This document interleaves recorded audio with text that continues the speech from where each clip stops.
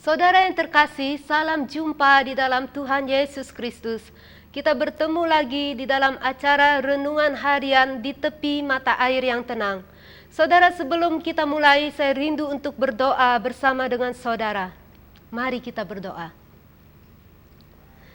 Bapa Surgawi, di dalam Tuhan Yesus Kristus kami mengucap syukur karena Tuhan kami mempunyai Allah yang besar, Allah yang maha kuasa, Allah yang sanggup melakukan segala perkara yang menjadi bagian warisan di dalam kehidupan kami. Tuhan, terima kasih. Saat ini kami mohon untuk Roh Kudus memberikan hikmat, pengertian dan wahyu supaya kami mengerti firman-Mu dan kami dapat melakukannya dalam hidup kami sehari-hari. Di dalam nama Tuhan Yesus, haleluya, amin. Saudara yang kekasih, judul renungan kita hari ini adalah Tuhan bagian warisanku. Kita akan membaca di dalam Mazmur pasal 16 ayat 5a. Demikian firman Tuhan. Ya Tuhan, Engkaulah bagian warisanku. Saudara Daud sebagai pemazmur, dia mengakui bahwa Tuhan adalah bagian warisannya. Saudara, kita hidup di hari-hari ini di mana materi adalah di atas segala-galanya. Hari-hari di mana segala sesuatu, saudara, di dalam hidup kita diukur dengan materi.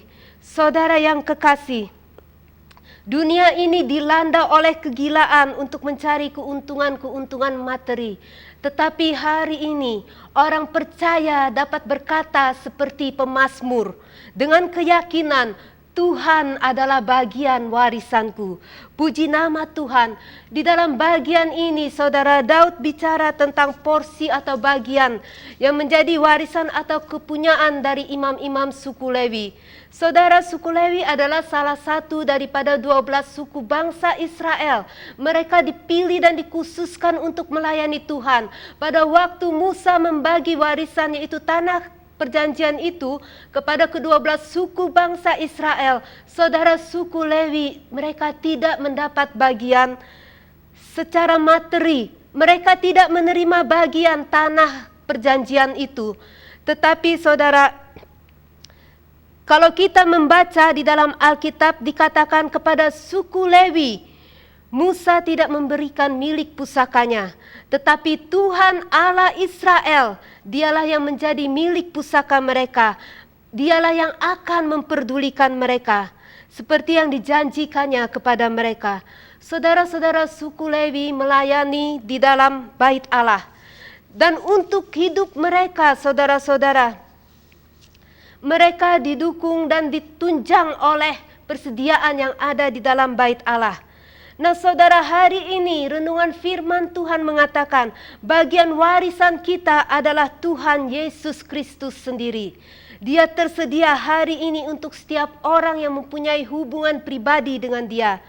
Bagian warisan kita di dalam Kristus itu, saudara-saudara, meliputi hidupnya, meliputi kekuatannya, meliputi damai sejahteranya, meliputi sukacitanya, dan segala sesuatu yang ada di dalam Dia itu tersedia bagi kita.